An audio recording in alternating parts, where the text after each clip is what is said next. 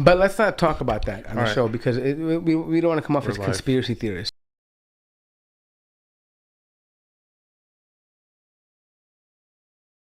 I just finished watching Turning Point 9/11 on Netflix. Are you still listening to Loose Change?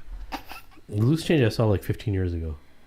You seem like you'd be pretty involved in that scene. I was. I loved it. Are you an anti-vaxxer? I'm not an anti-vaxxer, no. Well, you have delayed taking the vaccination. I have my vaccines taken When did you take it? maybe 2 months ago. Delayed. Alhamdulillah, I didn't need it. I didn't have COVID. I was safe. I wore a mask everywhere I went. Yeah, who cares? Just walk around without a mask on now. Who cares about it? I Well, do the wear a intro. mask. Can you let him do the intro? He's not even started Yeah, yet. we're just waiting for some people to come through, and then we're gonna go ahead and get started. Oh, nice. All right, let's do this.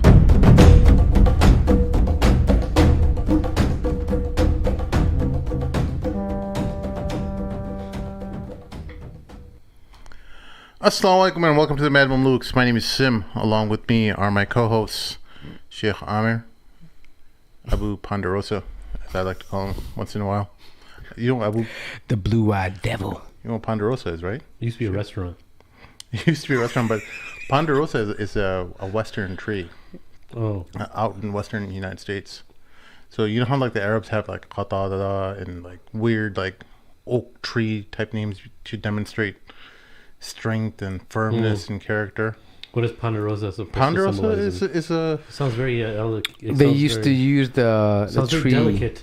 They used to use the tree to make the fences for the what do they call it, ranches. and Ponderosa? also the host of Muzzy Buzz, my man Mort.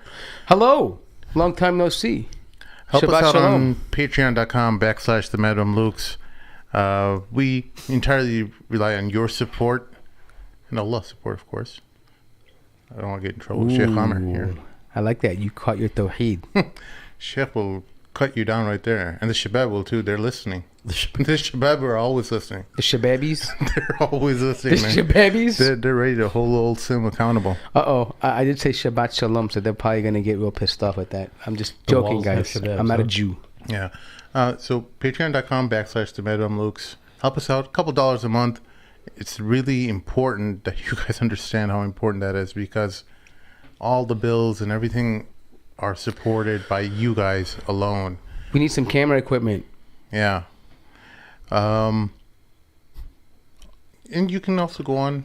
If you want to see Sheikh Amir's devil blue eyes even better, we need some new camera Guys, equipment. don't listen to what they're saying. The Blue-Eyed Ain't Devil no will... shayateen here, inshallah.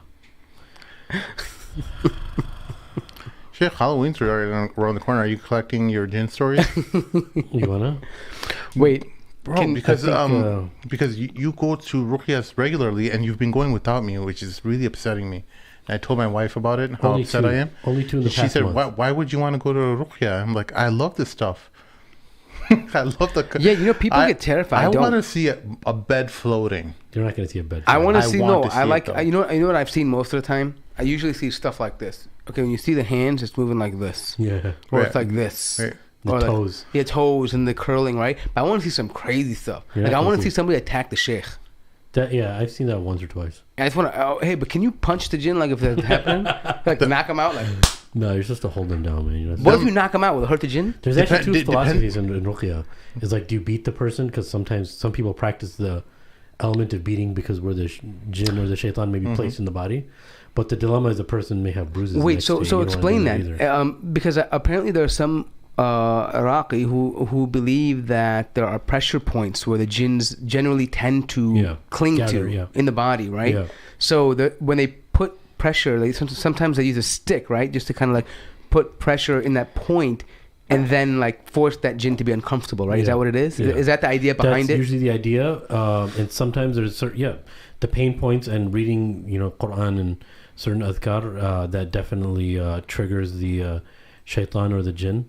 And some Raqis are of the philosophy that you never are supposed to hit anybody. You should just do it through reading of the Quran, spraying water with zamzam that has like a Quran read in it. So there's some Raqis that are completely staunch against hitting, and there's some that are totally okay with it. I think it's a new thing. Like, I think 10, 15, 20, 30 years ago, before everyone was PC, they had no problem with whooping the jinn out. What do you think, Sim? I don't know, but I imagine like our friends, like some of our friends like Joe Bradford or Dawood Walid being at one of these exorcisms. I imagine what the hell would they like? I think that Sheikh Dawood Walid would have a straight face, like he always does. He'd be like, interesting. Yeah, no, I think every time he comes on a show, my objective is to make him laugh, right? He never laughs. MashaAllah, he never laughs. He does laugh at my jokes, not your jokes, but oh yeah, I've never seen him smile though. No, I see him smile. Not anything on our show. He's dude. When he's on a video platform and interview, he's a. But I love him. I love that about him. He's business. He's all business. Yeah, all getting the job done, man. MashaAllah, and he does lots of dua for us too, man. I talked to him over the phone the past month a few times. And, oh yeah, yeah. He's always doing dua. He's doing good, man. MashaAllah. Yeah. How come you didn't tell us? You're withholding information? No, it's not all information, bro. I was just talking to him about the ideas of the Chivalry program that they have, the Futua program that they have in Michigan. Nice. Just trying to get ideas incorporated. I was actually supposed to go to Detroit for a week, but that didn't work out. Just to observe them, I was gonna stay at a hotel and go to their program every day. It was like 4 days out of the week. So they have like martial arts. They have Futua training, durus specifically for that. They have camps. All Futua training, meaning like what it means to be a man. Muslim chivalry training. Yes. In according to the Sunnah, like what defines a man. Yeah. Very cool. Yeah. Futua already reminds me of chickpeas. What's that Arabic dish? Sounds like futua. Fatouche, right? Oh my God, dude! You've turned a chivalry sometimes into I'm a just fruit curious salad. What happens in his brain, bro. Yeah, this guy's such a special. We're it's talking a about misfire, something, bro. And then sometimes I feel like there's just like a carnival going on in your brain. Listen, just take when it everyone's talking. Just take it as a misfire. Do you ever feel like there's a carnival going in your brain? There is. Imagine me doing my regular day job while people are having serious meetings and everyone's conducting themselves professionally. Let me tell them the Aida Jinn Muslimun story. I'm going to try to be his... So me and Sim, we went to this sheikh's house for a dars. And he's like, hey, bro, I'm just going to walk in the house. And he used to listen to this nasheed back in the day. Aina Jundul Muslimun. He's like, Aina Jundul Muslimun. We're the armies of the Muslims. I was like, why do you want to walk in marching his house saying that? He's like, I don't know. I just imagine myself doing it all the time. And right then I was like, why does he imagine this stuff? Like, do you actually have like a carnival going? That's what I really think. Like the Hispanic music. Dun, dun, dun, dun, dun, dun. I love imagining ridiculous things. I know, man. And it's good. I just have like my own comedy show. I know. You have your own jolliness. I know. No, I imagine in Sim's head, do you ever seen like a puppet show where there's a stage and like the puppets are just doing their things? Like that's what I imagine, like two stages on the opposite side. Imagine a puppet show. Imagine what happens to my wife. Amr got a little taste of it earlier today. Dude, I can't see you anymore with this camera in my face. What happened? Sorry, I got to lower that camera. Okay. Hold on. All right, I'm backing up. All right, go ahead. Sheikh was walking in to the studio tonight. To the side door. Through the side door. Outside. It's dark outside. You remember Krusty the Clown?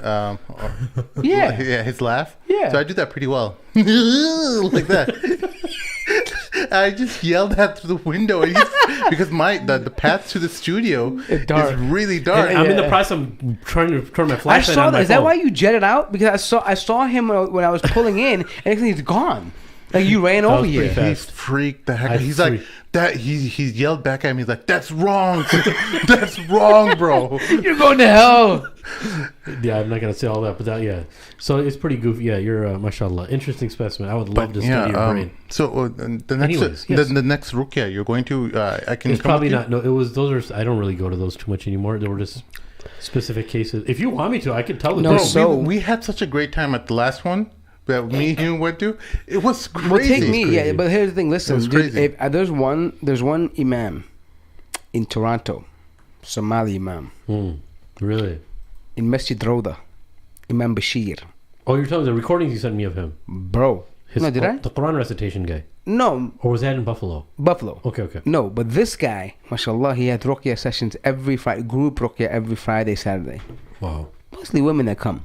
I went there. I was sitting. They have a separate. They have a Just reads Quran loudly in the. But on the loudspeaker, bro. But you hear like these screams and people shaking, bro. You hear these guys, they're like just, rolling on the ground. I remember I was just sitting there chilling, looking at my phone, listening to Quran. This guy starts rolling and drooling on my legs, bro. I'm about to kick him in the face, bro. Like, what you doing? This jinn drooling on me, bro. But they have, this is week in and week out. Like, they have people who come in that are affected.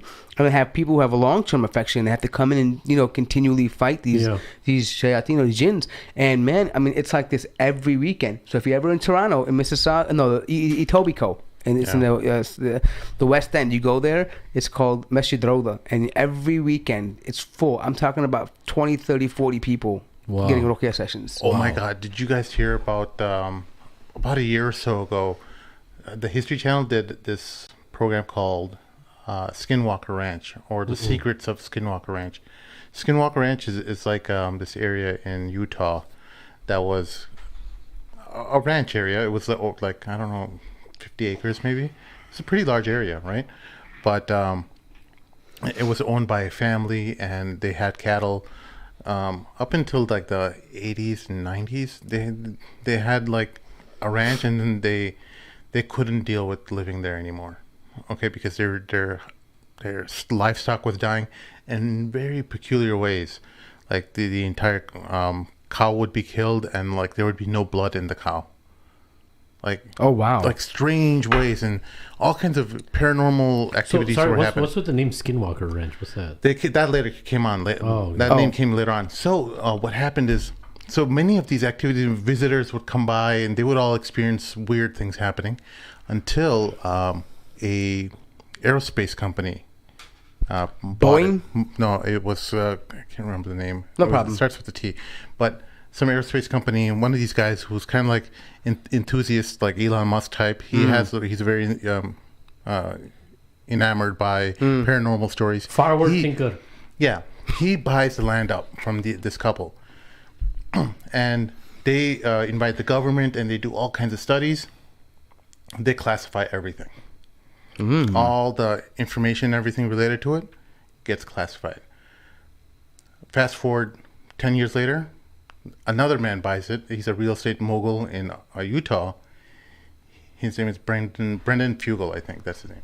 And he buys it, and he's like, well, I've been to this ranch when I was little, and I've seen some crazy stuff, but I'm rich now, and I can hire people to investigate what the hell's going on this ranch. Nice. So he partners up with History Channel to record all the events that are happening in this, and bring like real life physicists and stuff like that to study these events. So all the supernatural events that are taking place, he's documenting it, videotaping it, and then trying to find a logical explanation for it by using natural sciences. Exactly. And so they get like weather balloons over there. They get all kinds of different things because it's crazy. And you listen, now we're over there. Can you imagine him walking around at nighttime in the dark? You would poop yourself, 100%. Like, remember that one time there was the alarm thing you have in IFS in the masjid, and the camera was on me, and you were imitating me looking around. That's the way I'm gonna be. Yeah, but anyways, how many part series is this thing? So this each like I saw the first season. It was like 10 episodes, right? And wait, so when did it start off? Is it a little over a year ago. So they're still at the ranch right now, by the way. And is it open for visitors? No. Okay. It's closed. All classified? Only the owner. Okay, he only allows, because people do stupid stuff and they get hurt, and even their own employees are getting hurt by doing certain types of activities that they didn't know was okay to do. One of the things is like digging. Like if you dig anything over there, you will get hurt. Like Why? Something will happen. They don't know. Oh. And that's the thing. Like they don't have any scientific explanation for anything. Wait, hurt meaning like what, you sprain your back or something? No, or like you die? One of the caretakers, his scalp was separating from his skull. Ew. But why? It was just like How? Was it accident? Oh, no, okay. Just out of normal. Like and while they're like walking around, they're having all this, by the way, video footage. Like this is not fake. You're seeing an iPhone just like spinning up and around, like you're seeing the screen just going crazy. Wow, man. All kinds I of bet. insane activities, and it's all recorded. One of them was like this orb that they sent a weather balloon in the sky. They kind of triangulated where all these activities were Most happening. of the paranormal activity Yeah, is, so right? they sent. Well, they're like, well, there's nothing underground that we can, or we can't dig underground because the rules were that you can't dig because once you dig, people Wait, get hurt. wait 1 second before you get there. Have they tried to do like infrared scanning down below Yes. to see? Okay. Yes. Nothing came up? They did come up. They Oh. found a huge object that's there, and they don't know what it is, and they can't even. The drills are breaking, like high industrial No quality way. drills are just breaking. Maybe they found the... They're not breaking, but they couldn't penetrate. They couldn't maybe go they any found deeper. Dabatul Ard. Dude, that's pretty crazy. You know, if I tell Abu Mujahid about this, he'd probably get really excited. So they're capturing on video.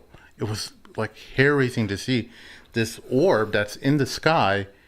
It just disappears right in front of them, like because they released a weather balloon in the sky to measure. They bring some super smart rocket scientist student who's studying rockets and stuff, and they send a weather balloon up in the sky, and they run into their scientific lab area to study where what's happening and what the data is being collected, and the freaking balloon disappears into thin air. No. Wow. It's just gone. Wait, what do you mean orb? It's 'Cause, like okay, the reason I'm asking is because, you know, or like Orthodox Christians, they believe in orbs too. Like, and they believe like there's like, these are manifestations of like the Holy Spirit. So they think like little light balls that float around. After the weather balloon disappeared, they came out. The orbs. The scientists, they came out. They're looking at the sky and they're like, "Hey, look! I see an orb in the sky." And then within a second, the orb like Just gone. teleported, like at least several hundred yards, like Instantly. just instantly. You should email the guy and be like, hey, look, can we bring an army of Iraqis here? And just stand in check it perimeter. out. Say, Check it out. Check it out. So That'd be I was I was reading like on Reddit in these things called AMAs, Ask Me Anythings. So that one of the scientists was on there, and he was like, well, like that stuff, they call it the hitchhiker syndrome. So when they went back home, stuff started happening to them at home too. ooh. One of them so saying like that- Stranger Things. One of them saying That's shayateen, bro. one of them saying that every time he would open up a window, he'd see a black figure. That's out on the racist, street. bro. That's racist. That guy's racist, dude. No, it's So- jinns and shayateen, probably, man. Yeah. They're following them because they went to the place. Yeah, it's incredible. So Yo. if you guys have Hulu, check it out. I think if you're having Hulu Premium, you How can close find can it. we get to this place, though? You can get pretty close. The thing is, it's not isolated to Skinwalker Ranch. So if you want to really have an adventure, we can go to Utah. Let's do it, bro. We can go to Utah and we can go to the surrounding regions. I mean, we already got one devil with What's us. in the surrounding? Blue Devil. What's in the surrounding? What's in the surrounding? It's just all. These are all Indian lands, by the way. I forgot to say this. Ooh. These are all. So maybe it's like, you know how they have these, because you know they do a lot of rituals with the burials. So here's what happened.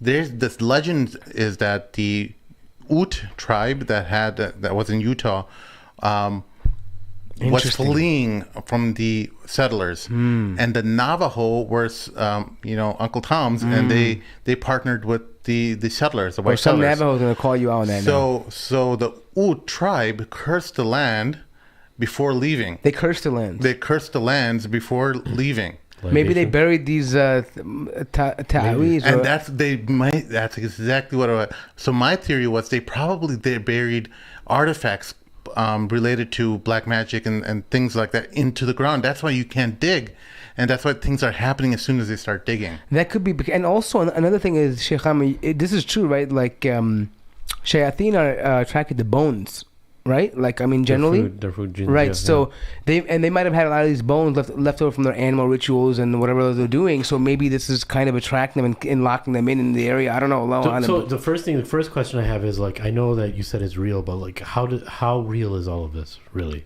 I mean, look, the actual History Channel, the producers and stuff, they do it in the style of those stupid storage wars type things, you know? Yeah. You know, in that style of To make it they more- completely. It's It could be done better. Yeah, because if HBO or Planet Earth people did it, it would have been beautiful. And because it's such a serious subject, right? You know what? This kind of stuff. You want to do? You want to do it like how the Planet Earth does, where you just don't say nothing and just high definition camera and let the narrator have it. This is what Just they're doing now. Making it look like a game show because they're like switching back and forth between this guy and trying to. It looks like they're building a fake excitement, and the scientists and the AMA and on Reddit, like they're dead serious. He's like, we're all super serious. We're not trying to hype up anything. There's everything. What you're seeing is what we're seeing. Oh, so what they're saying is that they're purposely like doing different camera angles and switching between stories to make it look like there's some kind of build more up. exciting. Like you know how those stupid shows are done on Discovery and they'll History. cut right to the commercial break. Okay, I got it. Yeah, so as long as it's kind of like not like Blair Witch probably the guy walk around with his like lights on in his face and he's walking. No. Even that would be more serious than really. Like I'm being serious. I don't know how real is actually Storage Wars. Is it staged or is it real? Storage Wars? Yeah. No, Storage Wars there's some scripting involved. Storage. So do you think that there's probably scripting in this too? No, because this is, first of all, these are bona fide PhD scientists. Okay, these are not like some paid actors that you're completely verifiable through Google and stuff. I looked up a couple of these guys who were the two main scientists. Hence the reputations on the line. So no one would want to throw away their entire academic career for a TV show, even though you might get paid a couple million, but. It's definitely worth checking out, and it's not super creepy. So, it's just interesting. You know what? Yeah, well, it's interesting, especially because it's also connected to the disappearing capsules that are happening that the Department of Defense or these Navy aircraft pilots caught. Oh, Department of Defense, right. So they're all like. Oh, so that's what started all this. Yeah, that's what. Wait, so no. Are they capsules or pyramids? There was capsules, there's pyramids too. Yeah. So what the phenomena that's happening at Skinwalker Ranch is also resembling some of the things that are happening over there. Oh, like a rapid movement between like the orbs and things like that, right? So towards the end of the show, you hear them talking to Department of Defense officials or people within the government. He can't say exactly. Is that how the season ends? Yeah, the season is ending with him getting in communication with the government. Spoiler alert. Who wants to know? So it's kind of like, hey, this is be out of control kind of and like thing. The Attorney General of Utah shows up. It's crazy. Wow. And hey, this is why America needs Muslims, bro. We're here to bring ruqyah to you. Yeah, it's awesome because Bet you want Sharia now. Sharia. Go ahead. Yeah. What were you saying? No, I was also really thinking about how the evidence is being corroborated by what the pilots are seeing. So it just makes everything come together. And now senators, or there are a couple congressmen who I saw on Twitter recently wanting to create a permanent office that is studying all these events. What do they call that? Like an office of like paranormal X-Files, activities or something like that. X-Files type, Mulder and Scully. Well, basically, they have to do that to get funding. Basically, if you want to fund a project, you need to have an office that's accountable for where that money's going. So that's really interesting. Yeah. But this kind of reminds me of, in the Middle East, there's plenty of places like this. Like if you go to like Wadi Jinn, or if you go to Oman, like in Israel, like you go to areas where they have known, like it's not even like it's hidden. Like people know this stuff. Like there are places in Yemen where like they'll say, if you're a child, don't go there. And they'll know if the child went there because he'll act a certain way when he comes back. And they'll know, you played over there, didn't you? Right? Yeah. They know these are certain things where, like, they know. And it's just ironic that also happens now here. People are finding it out now here. For a moment, I don't doubt that there are jinns. Sheikh, when you were in the desert, you got lost once, right? Don't bring up India again. No, you were lost in the desert once, right? Yeah. Tell us about that experience because some people don't know about man. this. Well, you didn't say this in your story. Is that when you became the blue-eyed devil? Guys... All right, it gets bad when my wife calls me blue-eyed devil. All right, that happened a few months ago. And, You're welcome. And when she said it, I wasn't mad at her. I was mad at you guys. As soon as you said it, I was like, "What did?" I'm like, "What did you say?" But then I'm like thinking of you guys. You're welcome, punks, bro.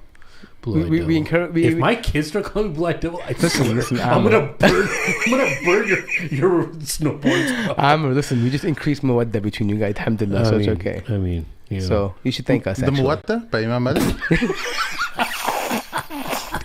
Not muwadda. Muwadda means like love or like That's muhabba, bro. Come on. There's Come on, many words for it. This guy doesn't know Arabic. Anyways, dude. So check this out. There was one brother that I remembered. He's an Algerian brother named Tariq. He Tariq was. Mahanna. Well, let's free him, bro. What a Jew should make that's it. right. He's, Oh wow, dude. He's free. Isn't he Say free? I mean. I mean, God, dude. that was close. okay, go ahead. So he told me about the story. I kind of understood. Look, there's a lot of jinns in the desert, especially when you're alone because it's a really open place. And so when one of the times that he got lost, he was telling me the story, and I thought he was kind of making it up. He kind of had a reputation to be like a joker. So he actually got lost in the desert. He was traveling, and he didn't want to wait for the next 2 days to take a truck, basically, that goes from the village to the main road to Nouakchott. So he wanted to walk, and it was like 30 kilometers, right? But he's like, I'm going to walk in the evening. It's fine. And I'll get there by the morning. I was like, dude, crazy. So he had some weird issues where he was following the right path. He was looking at the stars and traveling. It got a little cloudy for him, but that right when it started getting cloudy, because he started getting hungry after a few hours, so he was like, I'm thirsty. He's like, there's usually some Bedouins or some tents set up around here that he remembers seeing. So he was kind of heading in that direction. So he's like, yeah, I'm probably in that area because I see some light. So he goes to this area where he sees light. He thinks that it's a light in a tent, and he goes there and there's nothing there, right? He like sees it like 100 yards away from him. And then he hears like women calling their children, and like children like giggling or this and that. And he's like, oh, there's people around here. He goes, and then he goes in the direction of the noise, and he doesn't see anything. He's like, wait, what? And he's like, oh man. He's like, right then I knew. I was like, man, the jinns are messing with me. He literally said that. And I was like, all right. So, and mind you, this is a point where I'm not too much into like ruqya. This happened much later, right? Like I've never really watched a real exorcism ever before. It's like one of those I heard stories, but I didn't really know about it type thing, And this happened to him over and over again until he lost his direction completely. Wow. Because he was going this direction, that direction, and it was cloudy. It was a cloudy night, and and then he was like really tired, and he was kind of just running around, and he said he had some blisters in his feet or something. So he just like set up his bags and he went to sleep, and then he woke up and he's like, I kind of know the path that we take the 30 kilometers into the desert, but I don't remember any of this, So he's just like walking directly. He's trying to see which way the sun is. And he ends up being in the desert, I think, for like 2 days, right? Until finally he hears some noise from a car, and he's like, he later on found out that he was closer to the road than he thought, basically. So somebody picked him up. So I heard this story from this dude. I was like, okay, yeah. So a few months later, me and 3 guys that I was with, one of the times I was at the Sham too, we almost got lost. Oh, wow. This is when we first got to Mauritania. So the guys were like, we had our water bottles and everything with us, and we had flashlights with us just in case, but it was after Asr. Like, yeah, we'll be back in like an hour, right, we'll be back way before Maghrib, The funny is the locals that were there too. So what ended up happening was we started just like talking and walking and talking, and they're like asking us about America and all that. Then I was still kind of 50-50 in my Arabic, but we were still having a lot of fun. And then like we were having like these wrestling matches and stuff, and and then we just like kept on walking. And then one of the guys was reciting Quran and we were walking, had a beautiful voice. And then I was telling him, hey, maybe we should like get going soon. It's probably Maghrib soon. And then it was like an hour till Maghrib. And we turn around, the guy starts walking, and the other guy that's with him, he's like, wait, this is not the right direction. And I was like, whatever, we don't really think much of it. He's like, okay, it's this way, And then we started going this way, the other way. And then we just kept on almost going like, oh wait, we were just here type thing, one of those, because like you're like going over these sand dunes and you come back. So then we hear some noise. We're not really sure what it is, right? Almost sounds like a voice, but like you're not sure if it was like an animal or something, kind of like a guttural sound or whatever. And then we just went in that direction. Same thing. Like we made that mistake. And then I started kind of remembering. I was like, like, is this that moment where I'll be like, I'll be irrational if I'm thinking that these are jinns. Maybe I should just go towards it. I think happens. Yeah. Why would it be a jinn type thing? Like, and I don't want to tell that to people because they think I'm an idiot. So we ended up walking, and one noise that I heard is people always say this, and I never really thought about it until this happened. Like, you clear like child giggle. Like, I don't know why that happens, and that's not the first time. I had something that happened to me in India too, and that's something I was always concerned about. You know, I should ask them, but why is there always this child giggle thing that you hear? It literally sounds like a kid laughing. What if it was a hyena? No, there's no hyenas there. Yeah, there's no hyenas there. Literally like a kid laughing. It was like a cute laugh. So you're like, many people have reported that same sound. yeah, and that happened to me like twice. So now it's like we're literally walking around. The guy's like, okay, guys, let's just do dua, and we'll just like, you know. And one of the guys, he was actually praying nafil and this and that. We had the water for wudu, so he just said wudu. And then we were walking, and then it was like we just kept on walking, and then I just started getting kind of worried. I was like, I wonder if this is one of those things where we're actually lost. And it didn't seem like we went too far. The beautiful thing is that it was Maghrib time, right? And we were able to hear the Adhan. Oh. Right? And it was a really slow Adhan. Usually if people have been in Mauritanians, they generally give the Adhan pretty fast. It's not like a slow Adhan like you hear like in Egypt. You know? Well, this guy was giving a little slow, and we're like, and then I'm just thinking to myself, I'm like, dude, this is a trick, dude. But they're like, oh, it's the Adhan. And then they're like, no, we recognize the voice. But the crazy thing about that is there's tons of dunes, right? Yeah. So the sound is traveling like weird.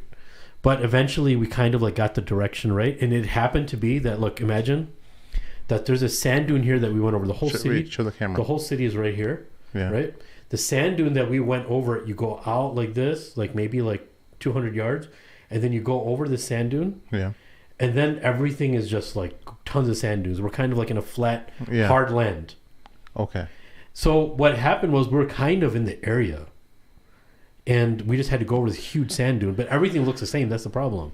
And the area we were in, there was no trees there. Absolutely not a single tree. You know what you guys need over there? A long... What do we need? You guys need a long rope. Y'all need a long piece of string. Yeah. Like you tug on it with a bell, right? So I was lost like a cow. Have some spike in the ground, tie the rope, and then go as far as you want. And then if you need to go farther, then open up another spindle of yarn. You know what I was thinking about? Imagine me and Sim just being like a bird's eye view looking out one. Yeah, man. People got drones there now too. Oh, you guys got drones? I don't have drones there. I mean, the people. I'm pretty sure now they do because of the technology. Mashallah. Wow. Yeah, man. But the desert's no. That was another thing in that was happening at that Skinwalker Ranch. The drones were disappearing. The drones weren't even taking off. They're all losing their power. Like no way. And these are like $20,000 drones. Wait, bro. What about planes flying over there? I don't know if any planes are flying over there. What if you land a helicopter down in the middle? I don't know. Why don't you try that? You should try, bro. Why don't you fly? Why don't you be the pilot? Let's do it, bro. I'm really. As long as they don't end up like Kobe. Watch it. I want to tell Abu Mujahid to watch it. Watch the series and tell me what he thinks. Yeah. And maybe on maybe we can sponsor him and go up there. Yeah, maybe we can do a special. Yeah, we can do a special thing where we go with him over there. And we do a special episode where we go with Mujahid to this island. You could do it, bro. What? You scared? I don't want to go there.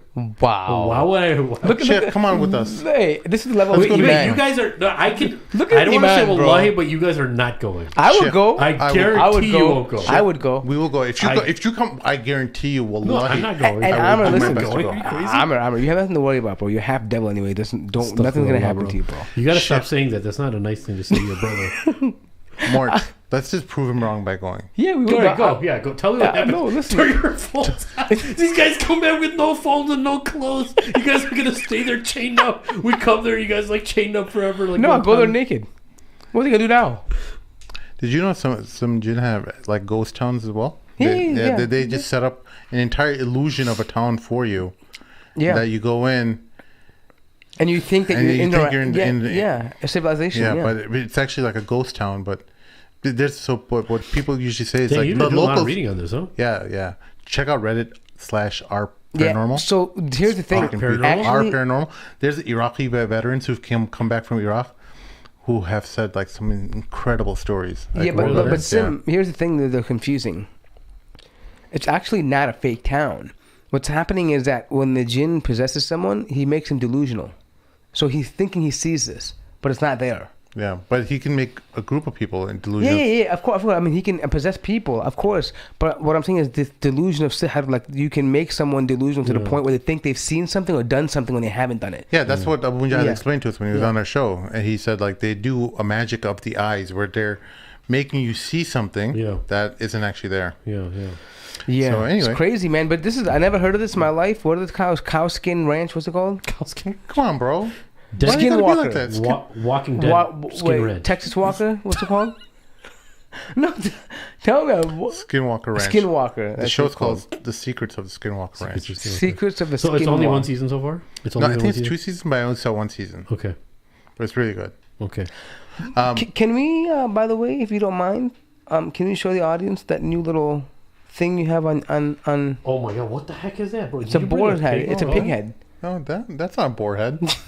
That is... It's something about a pig head, bro. Let me see if I can show the listeners. Oh, no, don't. That's a No, giant... it's a giant bear. A wolf, I'm sorry. It's a wolf. Yeah, it's a wolf head. It's like 'Cause all made of Where did you metal. get that from? Huh? He's part of the wolf pack. He was initiated. I That's had how he got somebody it. make it for me. Oh, yeah? He has, dude, listen, he has loyal fans that will make things for him. We don't have that.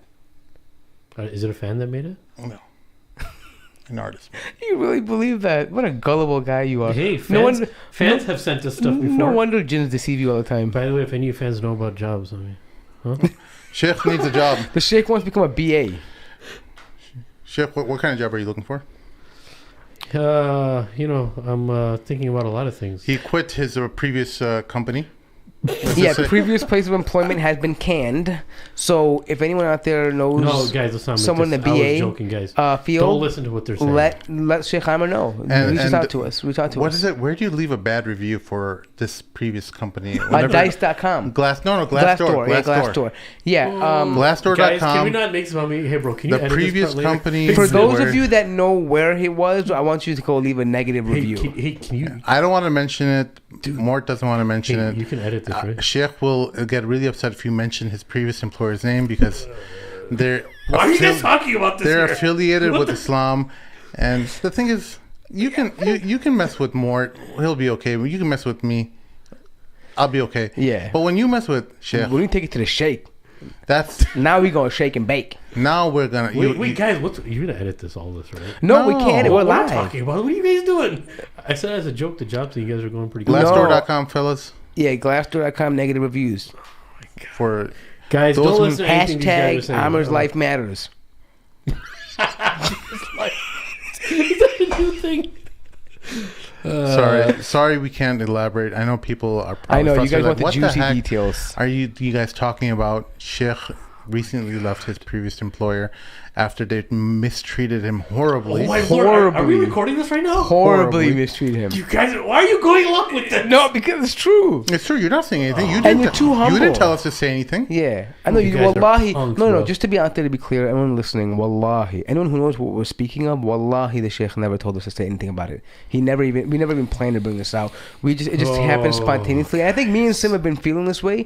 We just haven't said it because it's just too much drama. But We didn't want to it's cause appalling that a Muslim organization would behave that way, and then especially, you know, when you're supposedly Alright, doing it for the guys, community. guys, we have to stop. And it has to be said, bro. If they can have wolves in sheep's clothing and go after like Yeah. everyone, every bogus imam out there who's even some regular da'i, this has to be talked about. Where is the Me Too movement for the ulama that get abused in their organizations? Where is Oh my this? God, for guys. these board This members. is Yeah. way out of control, guys. It's not No. out of control. It's No, the there fact. needs to be. How come? Face I'm not isn't mentioning taking- names. I'm not mentioning anybody. How come Yeah. face? Face What needs if I to. start working for face? That's a great opportunity. You should know. You should actually say, "Hey, what about male abuse? Like, Is there what's good going on money? here?" Is there good money Hashtag working? Imam abuse. Yeah, hashtag imam abuse. All right, anyways, bro. So let's talk about something else, please. You guys made this really weird. It's not weird. It's a fact of life, bro. You're not alone in this this bucket. There are many There's people out there many- who This suffer is, this. like Conor McGregor said, this is not a therapy session. No, but no, it's not about therapy. It's the fact that you're speaking for many people in your position who have dealt with this, and this whole fi sabilillah attitude, it doesn't pay the bills. It doesn't work. Yeah. Okay, guys. I don't want to become a charity case now. So No. No, we're not saying you're a charity. Alhamdulillah, you're good. You're fine in that regard. Look at me and talk about it, because this guy, he's the one to acknowledge what we're talking about. They're gonna make this about you guys. You don't want to acknowledge us. No. I mean, I think we should have a conversation about it. I think what we have is a fundamental community problem where we elect people to these boards who have no quality, no business ever being there. The reason why we do that is because of our own selves. We're too damn stupid. The Prophet warned us about not building extravagant things, not building the mosque with every bell and whistle that needs to be there. And there was a reason, there was a wisdom behind that. Why is that? Because when you are building something fi sabilillah for the mosque, you're building a mosque, you're collecting money from the community. And after you collect these funds, you have to, appoint people to certain positions. At least in the way it works in America, is the people who funded the mosque the most, they get the seats. They get it's natural, right? Seats, right? I mean, if you donate a whole bunch of money to something, right, and you're not a regular there, don't you think that nothing is for free, right? Someone's going to want something back, whether it's a plaque on the wall, right, whether it's recognition, whether it's influence over something. There's some, you scratch my back, I scratch your back type of thing. Fundamentally, we have this crooked problem in our brain throughout the Muslim world, where the Prophet warned us specifically about not building extravagant mosques. It's so explicit how, this whole thing didn't have to do with the mosque. No, but I'm saying we're not talking about you, Sheikh. Remember, it's not about you. Remember? Yeah. The instructions. It's too late after you guys said all that. Oh, it's not about you, Sheikh. Yes, in the Arabic accent. So what's happening? It's not about you, Sheikh. These organization structures are being built from a fundamentally incorrect principle, a principle that has to do with money rather than righteous character, their taqwa, their beautiful characteristics related to their personalities. And what do? We give people who have the best suit and tie, the best car, the best house, the most influence in the community. The most secular accolades. Yeah, these right? seats yeah. on the board, and then they treat our imams like crap. Yeah, they treat them like they would. Like they would with the business, No, and here's the problem: like we don't run massages like we run corporate organizations. They're not run the same. We're based on entirely different principles. You can't bring in capitalistic principles to a religious organization and decide to run it that way. And that's just a fact. If you want to be a for-profit and you want to make money and you want to care about all these things, this is the wrong business for you. This is not. You shouldn't be in this business. It should be literally these are one of those things that you're going to give a lot more than you're going to get back in this world. What you're doing is really for akhirah, right? That you can't expect to be like this position of power and dominance and just receive all this back from the community. You're supposed to be selfless and giving, and this is why it's unique. That's why we used to traditionally cherish people like this who were selfless and gave their self to the community, because they were doing it without anything in return. Now it's like there's some bartering going on here. I get to be on a board. I get to have this title next to my name. I get to have a say in things. Yeah, I get to have a say in things. I'm so important. If you want your kid to go to the school, you gotta be nice to me, right? Things like this, where it's an exercise of power, right? And this is fundamentally flawed. And it's not just the organization we're talking about here with Amr. There are many organizations that are like this, and we can even go up to the largest organization in this country and how they deal with other imams and people when they don't like their views. They blackball them, they blacklist them, they shun them, right? They'll make all kinds of things against them. Yeah, they don't give them the main stage. Right, exactly. They want the imam that's most marketable to American society. The moneymaker, the cash cow. Yeah, the one who they can put on CNN as a regular, the go-to imam, the go-to spokesman, the most,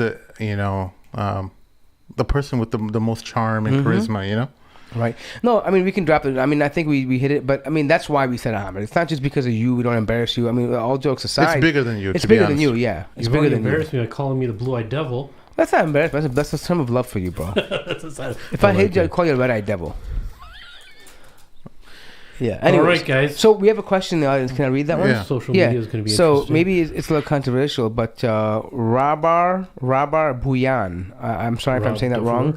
It says, should Muslims with same-sex attraction take conversion therapy so that they don't have to live a lonely life? What do you I think? don't know enough about conversion therapy to speak super intelligently about it. But all I know is I can talk about some of the anecdotal evidences that I've seen with some Christian communities who practice that, who went through those therapy sessions, and it worked out for them. Other people in the gay community, they said it didn't work out for them at all, and they condemn it and they say it was a horrible experience. Yeah, I mean, I can't comment. I don't know enough about how those programs are run, but I think here's the problem, right? I think this is something more on a spiritual level, where you have to come to terms with what you can accept and what you can't. What you need to accept as a human being. That Allah is your creator and He's your master, and there are certain things that He allows and He does not allow, and you need to come to terms with the fact that am I going to be obedient or disobedient? Yeah. Am I going to try to be obedient or I think that is a conversation that really has to come from internal reflection. And maybe you can advise and give advice to somebody, but you can't force somebody to have khushu'. You can't force someone to have taqwa, right? That's something the Quran frequently mentions, that there's no forcing of taqwa in a person, right? We don't know we can't open people's hearts. All we can do is advise them and hope that they heed the advice and they implement the advice. And that will naturally bring about change. Maybe not in their desires and their feelings, but in their actions and in their mindset. And that's what we hope that happens. Yeah. Now, again, do your own research. Oh, Sunnah Discourse in the chat. Assalamu alaikum, my co-homies. Yeah, do your own research. Help. We can't speak intelligently about it. I know Sheikh Yasser Khadi had a brother from that one of these organizations that helps Muslims struggling with same-sex attraction on his show. Probably it was in the masjid, wasn't it? At the Valley, where they had a call-in or something, a session. I think the brother wants to be anonymous, but he struggled with the same problem, and he leads like therapy sessions. That's a great talk, by the way. When I heard that, I know it was kind of putting off for me to have to listen to it, but then when I really listened to it and heard his side, I think anyone who wants to understand what they struggle with should listen to that. Yeah, because you could really feel the pain in his voice. Yeah. And after I really understood, that was kind of like the cap on helping me really understand how people are struggling with this issue. So go ahead, check it out yourself. And I think there's some really valuable advice on that. If someone in the chat can research that and just put in the chat or in the comment section who that person is, or the link to the video, that'd be great. Yeah, just to add on to what you were saying, just to finish that topic off, is that Allah subhanahu wa ta'ala tests people in all different ways, right? Yeah. And when Allah subhanahu wa ta'ala, one of the ways that Allah can test somebody is with their sexuality, right? The challenge for us in our generation and the future generation is that just because you feel that way, it has to be okay because that's the way I was born, right? Or that's the way I am. And being mature enough to know that, like what you were saying, Allah is the one who makes a decision. Nobody's actually making any decision. Allah is the one making the decision. Allah tells us what is right and what is wrong. And if you have any type of tendency which is wrong and you can't control it, you know that Allah is testing you with that. Like, even you mentioned this about yourself. Many people say this, like, I have a very addictive personality, right? A lot of people say that. What that means is when you can check that pattern in yourself, either you can succumb to that and be like, dude, Allah made me this way. Why would He put me in hell for something He made me with? Or you could be mature enough, and I know this is very elementary, or you can say, you know what, this is my test. From amongst all the other tests that I have, these are one of the tests. But if this is the price for Jannah, I'm going to do it, and I'm going to pass it with flying colors, right? I was just talking to a brother, I don't want to mention his name, that he was counseling somebody here locally in Chicago, and the brother was full-fledged, completely not attracted to women at all. And the sister that he got married to, like he's married, like in a heterosexual marriage, she knows what he's struggling with, and he told her, but he's the only reason why I'm getting married, number one, is because of Sunnah Rasulullah, and I know what I'm going through right now. If it's a test that I have to live for the rest of my life, so be it. But he knows it's a test. She knows it's his test, right? But they're still married. And he said the only reason why I got married is because this person loves me a lot and I love this person. And maybe one day we can have like a marriage when I'm actually like attracted. But that says a lot about, when I heard the story about this individual, I was like, dude, that's an amazing human being. Right? Yeah, I mean, and it's very easy for someone just to say, you know what, God just made me the way I am, and I blame him. I mean, it's very easy to take the arrogant route, especially nowadays, right, where there's a huge push on, the quote unquote the right to love, right? The I'm created this way. So what? What's wrong with loving somebody? Many of these charged terminologies. So absolutely, like you said, I mean, this is an amazing thing that he's actually putting the effort, and this is tawakkul, by the way. This is tawakkul in action. It's the best version I've heard so far. And you said something, look, you said it's that arrogant, that I think that has to be unpacked too. Like, what does that mean, being arrogant in this sense, like with Allah? I think there's many things that are arrogant, like this situation of somebody being tested with something, and they feel that they understand the wisdom better than Allah, because Allah made, so they're basically reconciling between two things, right? That I'm tested with this and everyone's telling me it's haram, but then why would Allah make me this way? That's one thing. The other is, sometimes people, unfortunately, man, I know it's very difficult for us to think about this. Inshallah, we never have to go through this, but some people I've met personally, they're actually, the test that they've gone through in their lives, they're actually angry with Allah. They said this to me. I'm angry with Allah, why He allowed this to happen to me, right? The light at the end of the tunnel of this is that they know it's from Allah. They know that it's Allah. Now there's mending of the relationship between them and Allah. Sometimes this is just a small phase that they need recuperation from, and they need someone to be in an environment with them. Like, people like this can't be left alone. Here's the thing. What I've learned, I mean, you guys know some of the struggles I grew up with as an adolescent, and some of the issues that I faced, and I had those same feelings, that this anger towards Allah. Well, why did this happen to me? Yeah.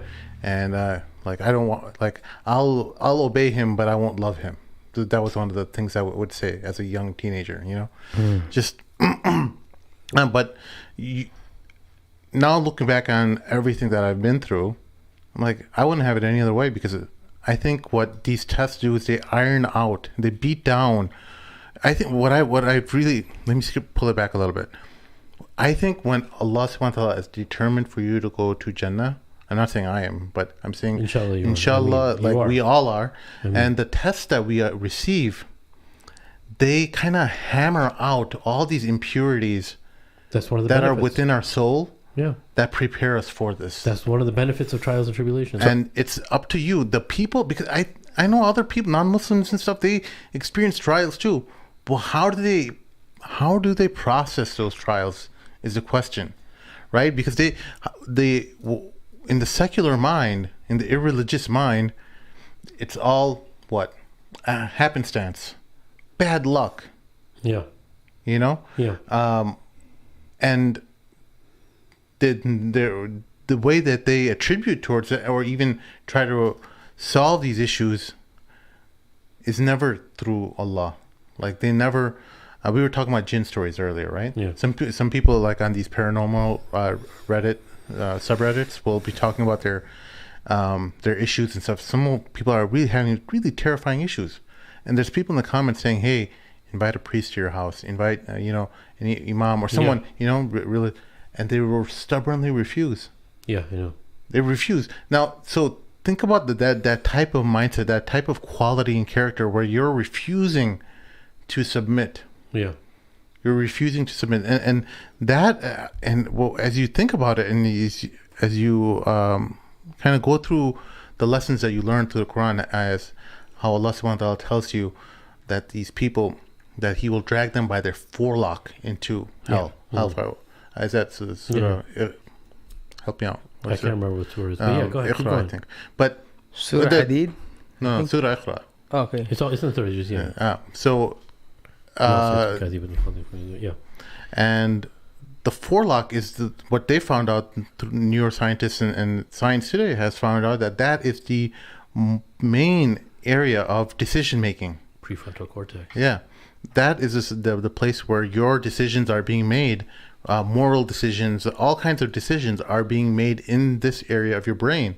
And so it's not a coincidence why he said the forelock. Yeah. It's such a specific area of your head. You could have been dragged by the back of your head. You could be dragged by your feet. And usually people just grab you from like the back, right? Usually when you drag there's someone, nothing to grab on the forehead. Right. It doesn't make sense to your forelock. Like, what are you doing here? Like, but usually when you're drag someone, if you look at it around, it's usually from the back of someone's head or the top, right? It's never from the front of your head. Right.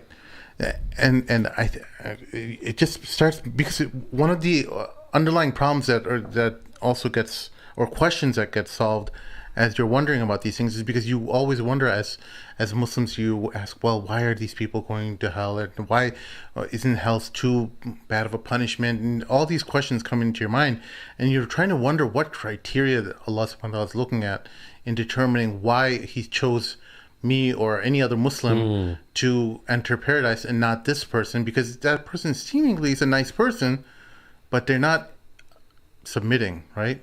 So there's a fundamental problem about, it's not about their character, because if it was just your character, then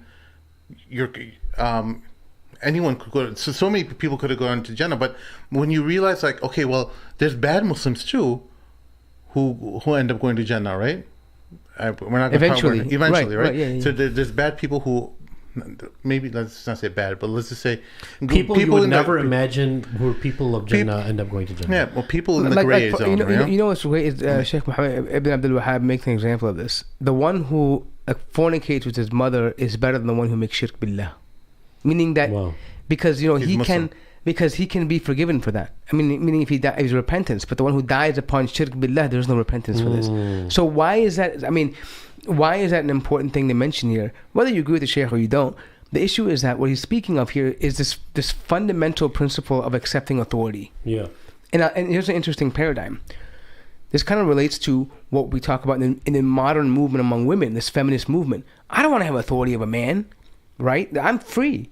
This idea of having freedom is a foreign concept to the believer. Yeah. This idea that I'm free, I can do anything I want to do. Just like that woman has a man over her that is a qawwam, that has authority over her, that man has an emir over him. And that emir has a khalif over him. And that khalif has Imam Allah. One of our listeners messaged me on the side. It's directly linked to what you're just talking about, Mort. He's talking about his daughter. He's raising his daughter as a daughter with hijab. He was divorced several years ago, and now she's easy for him. She's come of age, and she was basically told by her mom that she doesn't have to wear hijab, and he's really distraught because he was teaching her, how to be a good Muslim. Time teaching, and she basically told him, like, hey, she basically told her that no one can tell you what you should wear. No man has that right over you. So he's now struggling with different two people with two different understandings of Islam. An ex-wife who has a different understanding of Islam, and him who is trying to implement Islam in his family. And he's like torn up about it because he's like, I did everything right. I tried so hard throughout my life to give my child the right guidance, taught her Quran, taught her everything I could ever imagine, but she's choosing to be accepted by society, Yeah. And I'm just thinking my advice to him would be that that our job as parents is to teach them the fundamentals. You can only force to a certain point. Yeah. At some point, they become baligh and accountable for themselves. Yeah. And this is the ayah in Surah Al-Baqarah. We talk about, everyone says, لا يكلف الله نفسا إلا وسعها لها ما كسبت وعليها ما اكتسبت. And so this ayah, meaning that this is Allah's reaffirming that, that, hey, every soul, every good thing that your soul gets, it earned it, and every bad thing your soul gets, it earned it.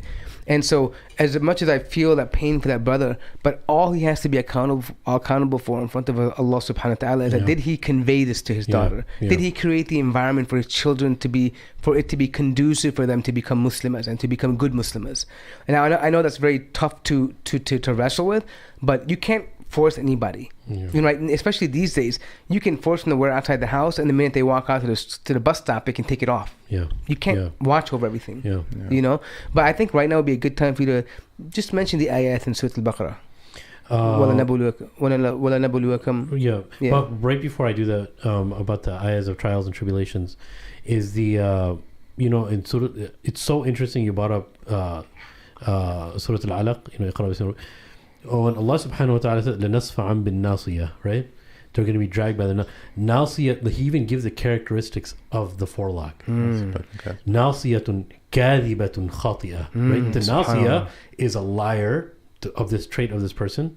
Nasiya kadhibatun khati'ah, and it's making errors, major errors, right?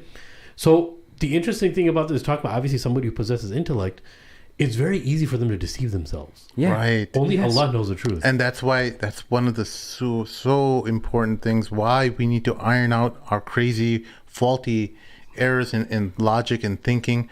But we also realize that we're human beings. Just because we can iron out our thinking and we can, this is something I struggle with, you know, trying to become as logical and rational as possible, but also understanding that, hey, other people are still human. You might have, you know, ironed out some issues and helped your thinking out a little bit, but you can't expect other people to have gone through that same process. So stop thinking or expecting so much of people, but instead help them fix these erroneous railroad tracks. You these know, little crinks. These little crinks in the armor. Yeah. You know? But you know what's really interesting is that also, what he's describing about is going through this process of ironing out the wrinkles, right? This is the word fitna. Like, you know, when you're forging an iron and you're trying to pull this out and you're trying to, you know, you're trying to just, you know, use fire to purify it and to forge out and to take any impurity out from the stuff. This is what we define fitna as. These are trials, right? They're meant to rid the waste from the situation. And they're very tough because they burn. They burn. And there's a process here, meaning you will get hurt. And what's super interesting is that this is why I always, alhamdulillah, Allah made me a simple man. I don't need to, some people need to question these sifat or they need to go into details of these things. For me, it doesn't even cross my mind, alhamdulillah. And I think, correct me if I'm wrong, I'm going to let you explain the ayah, but isn't there a hadith where it says, the Prophet would say, Allahumma inni a'udhu bika min al-ilmi la yanfa. Like, you know, basically, knowledge that doesn't benefit us. You can question why. And this was a trait of Bani Israel. They would continually question that had no bearing on their iman or their belief in Allah subhanahu wa ta'ala, their conviction, their yaqeen. It would just be for annoyance, just for I need to know. And this is a form of arrogance. Why do you need to know? You are a slave of Allah subhanahu wa ta'ala. Why do you need to know these questions? Who is he to give you the answers? The story of Abu Bakr, remember? Yeah, you were going to finish. So I was going to say, I just love that story of Umar radiallahu anhu, where the man kept on asking philosophical questions. Umar radiallahu anhu go and gets a stick and beats that guy. He's like, now ask your question. You still have those same questions. You want to finish so Allah subhanahu wa ta'ala in Surah Al-Baqarah, he says, وَلَنَبْلُوَنَّكُمْ بِشَيْءٍ مِّنَ الْخَوْفِ وَالْجُوعِ وَنَقْصٍ مِّنَ الْأَمْوَالِ وَالْأَنفُسِ وَالثَّمَرَاتِ وَبَشِّرِ الصَّابِرِينَ. Look, Allah subhanahu wa ta'ala knows us. He created us. The light at the end of the tunnel is amazing, but you have to stick the course. In the verse, the amount of time it takes to get to the point, actually, you have to wait a while. So you have to stick the course even throughout the verse, because the reward doesn't come until much later. Allah subhanahu wa ta'ala starts off with those things that are difficult. وَلَنَبْلُوَنَّكُمْ بِشَيْءٍ مِّنَ الْخَوْفِ. We're going to test you, بِشَيْءٍ, like a portion of fear. Everything that he's going to mention here is what troubles all of us. And the human needs all of these for his survival. خوف, والجوع, hunger, والنقص من الأموال, taking away from your wealth, والأنفس, and people are going to have to die in your surrounding, right? والثمرات, right? And those things that you grow, agriculture or whatever it is that you plant and you eat from. Then وبشر الصابرين. Allah subhanahu wa ta'ala doesn't give more detail. He just said And just give glad tidings to those who are patient. Allahu Akbar. Meaning that there's going to be some of those things that are unbearable. You can't explain it. You just have to have patience. Yeah. Right? But Allah says, وَبَشِّرُ الصَّابِرِينَ. Give glad tidings to those who are patient. What is this glad tiding? Because there's a lot of stuff that seem to be missing, but this is a beautiful type of missing in the Quran. Because what is going to be waiting for this person in a few more verses or words is the reward. وَبَشِّرُ الصَّابِرِينَ. And then Allah gives us the remedy. Because there's sometimes you're not going to be able to handle it. الَّذِينَ إِذَا أَصَابَتْهُمْ مُصِيبَةٌ. And those people who have a calamity has befallen them, قَالُوا إِنَّا لِلَّهِ وَإِنَّا إِلَيْهِ رَاجِعُونَ. Allah. Those people say, إِنَّا لِلَّهِ. What? Man, this is so tough. All I know is I'm Allah's property and I have to go back to Him. That's it. Right? Now this is a reward. أُولَٰئِكَ عَلَيْهِمْ. Upon them is صَلَوَاتٌ مِّن رَبِّهِمْ وَرَحْمَةٌ. From them are direct blessings from Allah. Right? When we say in the khutbah, إِنَّ اللَّهَ وَمَلَائِكَتَهُ يُصَلُّونَ عَلَى النَّبِي. Right? The angels and Allah subhanahu wa ta'ala send blessings upon Muhammad sallallahu alayhi wa sallam. يَا أَيُّهَا الَّذِينَ آمَنُوا صَلُّوا عَلَيْهِ وَسَلِّمُوا تَسْلِيمًا. So believers send salutations on Muhammad sallallahu alayhi wa sallam because Allah and His angels do. Over here, Allah is telling the believer, whatever they withstand from hardship, they have direct blessings from Allah subhanahu wa ta'ala and and rahmah from Allah subhanahu wa ta'ala, right? So the beautiful thing about this verse is it doesn't go through every single type of calamity. It just tells you that calamity is going to happen. There's no way around it. And sometimes, yeah, you'll find good people that'll help you deal with it. But sometimes you just have to say, Inna lillahi wa inna ilayhi raji'un. Sometimes you just have to have patience, and there's not going to be an explanation for it. Yeah. You'll never find, like sometimes we think that we have to find an explanation for something, right? Jazakallah khair. Yeah. That was Idris Shah. important. So, Now on to the dancing. there was a story that I wanted to share with you guys, and I found it. Can you show everybody the title of what you're reading? Can you please just show the book? Yeah. You should provide your dalil, brother. The Quran says, "Qul hatu burhanakum in kuntum sadiqin." Okay, I'm gonna have more read this. What? Because, Why me? yeah, you're a good reciter. Oh, really? Oh, let me see here. Yeah, all right. Here we go. This is the book that Megan bought. Tales of the Dervishes. Idris Shah. Idris Shah. Idris. Yes. It's a very strange way. It's a Dutton paperback. It looks like a very classical book, though. Edward Dutton paperback. Edward Dutton? No. Oh. It says a Dutton paperback. Interesting. So it's the Orientalist source. So this, I mean, it's a bunch of collections of the Sufi writings, I guess. Little wisdoms. And I want you to read that story, and I want your analysis. This really reminds me of going back to high school. Yeah. Like I feel like I'm holding a book of Dances with Wolves in my hand. Do you know what I mean? Anyways, it says one page, so sure. The title is "When the Waters Were Changed." Once upon a time, Khidr, the teacher of Moses, called upon mankind with a warning. At a certain date, he said, all the water in the world which had not been specially hoarded, would disappear. It would then be renewed with different water, which would drive men mad. Only one man listened to the meaning of this advice. He collected water and went to a secure place where he stored it and waited for the water to change its character. On the appointed date, the stream stopped running, the wells went dry. The man who had listened, seeing this happening, went to his retreat and drank his preserved water.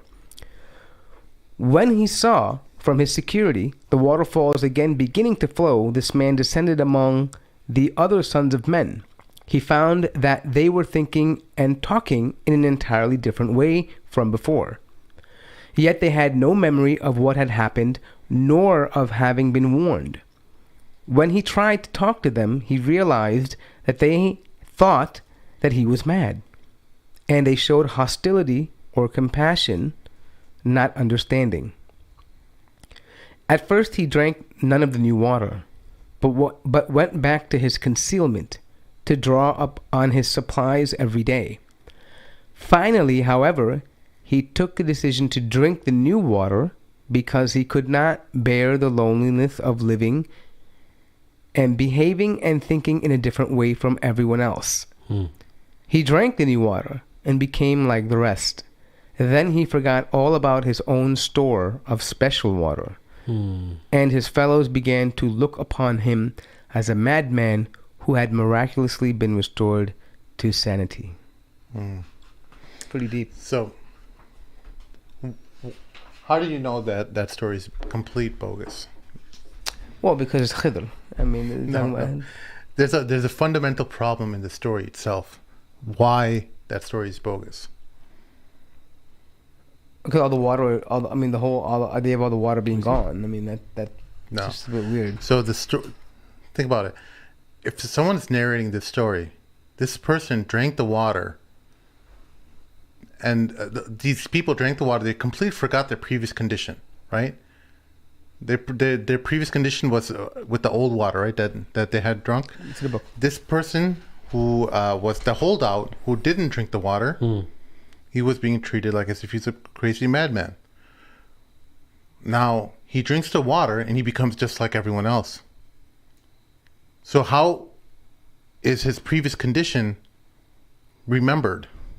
I'm understanding. Do you understand? Yeah, but I'm understanding this to mean like this is just being narrated about a man that Khidr was talking about, like this person. No, Khidr's not reporting this No, story. not reporting. I mean, no, I know it doesn't implicitly say that, but I think that's what I gathered. Me and thinking like, oh, this is being narrated about an event that Khidr was giving advice to somebody. I don't know. This is one of the stories that. So this man is the one who remembers him, even though he's not supposed to remember.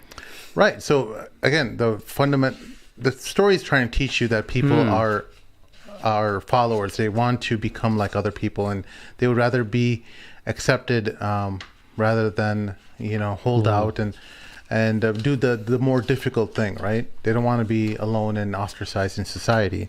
So the story, it has a good meaning, but here's the problem that I have with a lot of these mystical Sufi related stories. Is that they never make sense. They never make. It's not just that they don't make sense. They Illogical. make it seem like it's true. Like they're attributing it to Khidr, who is an awliya of Allah. You can't. If you want to make a parable, you want to make some kind of a lesson learned from the story, you could do it with fictitious characters. But the fact that they do it with like people like Khidr, did you get is a chance? deeply problematic. Can we do one more? Because there was a bookmarking. I'm assuming that someone probably felt it's important. No, that's just Megan reading it, I guess. So wait, hold on. Did let's you read this. I don't know if you did, and I'm just curious because I don't know anything about that story. Did you try to verify that story? I read up on this Idrisha, and I think, or maybe even in this book, he explains that there's no references. That there's no, it's not necessarily all true. Okay. So he kind of puts like a clause there, but people narrate this stuff. So that's what upsets me. It's not the moral of the story. The moral of the story is great. That's just police. Oh.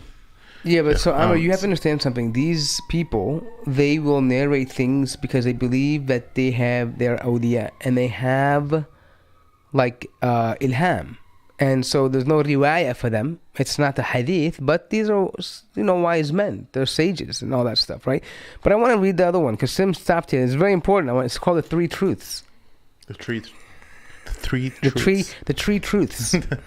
No, the three truths. The Sufis are known as seekers of the truth. This truth being a knowledge of objective reality. I like the objectivity. It's very interesting. An ignorant and covetous tyrant once determined to possess himself of this truth. He was called Ruderig, a great lord of Mauricus in Spain. He decided that the truth was something which Umar al-Alawi of Tarragona could be forced to tell him. Umar was arrested and brought to the court. Ruderig said, "I have ordained that the truths which you are to be told to me, that you know are to be told to me in words, which I understand. Otherwise, your life is forfeit." Omar answered, "Do you observe in the chivalric court that universal custom whereby if an arrested person tells the truth in answer to a question, and that truth does not inculpate him, he is released to freedom?" "That is so," said the Lord. "I call upon all of you here present to witness this by the honor of our Lord," said Umar, "and I will now tell you not one truth but three. We must also be satisfied, said Ruderig, that what you claim to be these truths are in fact truth. The proof must accompany the telling. For such a Lord as you, said Umar, to whom we can give not one truth but three, we can also give truths which will be self-evident. Ruderig preened himself at this compliment. The first truth, said the Sufi, is, I am he who is called Umar, the Sufi of Tarragona. The second is that you have agreed to release me if I tell the truth. The third is that you wish to know the truth as you conceived it. Ha! What a great Sufi sage. He got his way. He got his freedom. Hey guys, let's not get into Sufi bashing now. Bashing. No, I'm not bashing. Jeez, I'm saying I'm heart, reading. guys. What a great story. No, I mean, look, there's some great lessons. Yeah, I could go to bed reading that. If you wanted the lesson of the story, the moral of the story, those type of stories that you want to tell your kids, those are great. I love those as a child. You know, you want to find good lessons to teach kids, right? One of Sister Fatima in the chat wrote, random story, Deobandi Mufti Ridwan Khaji talks about a famous sheikh who knew the secret name of Allah through white magic, MashaAllah, which gave him access to any woman or desire when invoked. Man, I want to know that name. Hey, dude, thank you, Omar Chaudhry. He says I sound like Mike Tyson. Later, Awesome. Hey, she didn't finish. Later, he made dua in abundance to Allah so that he removed this secret name from his memory, as he figured that it was immoral and a great source of fitna. And indeed, his dua was accepted. Wow. What a humble servant. These are the kinds of people Nothing I do tops like. cotton balls. Cotton ever. balls. Guys, let's not get back into this. Right, Cotton please? balls is a legend in Chicago. It's a legend. We've talked about it in previous episodes. The legend of cotton balls. The man whose mom ate cotton and he came with diapers on. With diapers on. He came in her dream. Can you narrate the story to us, Sheikhana? This story is like 15 years old, bro. It's hilarious. Famous scholar in Chicago, guys. He said that he was narrating a story from one of the awliya, from one of the pious people of the past, that the mother conceived a child. The child came into the mother's dream and said, Mother, I'm going to be born soon, but I don't want to be born naked, so can you have a cotton ball every day? Can you eat cotton every day? So the mother was eating cotton every day, and when the baby was born, the baby was fully clothed. No nakedness whatsoever. So, you have a little topi on too? I'm just curious how they cut off the umbilical cord. Oh my God. Okay, yeah, he was born with a diaper. So this is how holy this man was. Yeah. Man, the karama. What can you say? Chicago Sharif for a reason, baby. Yeah, baby. Yeah. All right, guys. I mean, folks, this is why we were talking about this, is because we were talking about the frontal lobe of the brain, being smart, being intelligent, using your brain. People of all kinds of, shady characters, people who have, their intent is, their medium is humility, but their intent is much more devious and dark. Absolutely. And they haven't even, their humility hasn't even reached past their throat into their heart. They're devious people who, because they use these stories like the one that Sister Fatima mentioned, to fool their followers, fool people who are sincere, who really want the guidance, into thinking that they're a next station above them, and that in order to reach God, you need to go through them. You know how I look at this? These are people who are seeking the pleasure of men rather than the pleasure of Allah. They want the praises of men rather than the praise of Allah subhanahu wa ta'ala. Because they want someone to say, look how elevated I am. Look at what maqam I'm at right now. Look at where I reached. But you know what? Like you said earlier, and on this note, intellect is a great thing. Allah has made us people, rational thinking beings. But for what purpose? To recognize His might. That's it. SubhanAllah. Right? لَقَدْ خَلَقْنَا الْإِنسَانَ فِي أَحْسَنِ تَقْوِيمٍ ثُمَّ رَدَدْنَاهُ أَسْفَلَ سَافِلِينَ إِلَّا الَّذِينَ آمَنُوا وَعَمِلُوا الصَّالِحَاتِ. Allah created you the best of man, the best of stature, best of creation, and then He reduced him to the lowest of the low. Lowest of the low. Except those who do righteousness and have good deeds. Thank you very much. That's our show for this evening. Help us out on patreon.com/the Mad Mamluks. Alternatively, you can go to themadmamluks.com/donate and help us out through PayPal. Every little bit helps. We need a new camera to focus look, on Amir's blue eyes. YouTube does not pay us. They revoked our Google ID. They're not reinstating it. I appealed, and they just made up some stupid reason to not give it. We can't be to not monetized. pay us. Yeah. So we need your help. If you do not help us, we will shut down. Remember that one? We will shut down the studio. Remember Shut down tomorrow. What was that? The Chappelle show when he did the P Diddy. P Diddy was making the band. Yeah, I'll shut down the studio. I'll shut it down. Next episode. Play it. It's awesome. We should start doing this thing where we turn the lights off slowly by slowly. Like, guys, we're on a budget, you know. Yeah. We only have one light on right now. All right, folks. We'll see y'all later. Assalamu alaikum Assalamu wa alaikum. rahmatullahi wa barakatuh.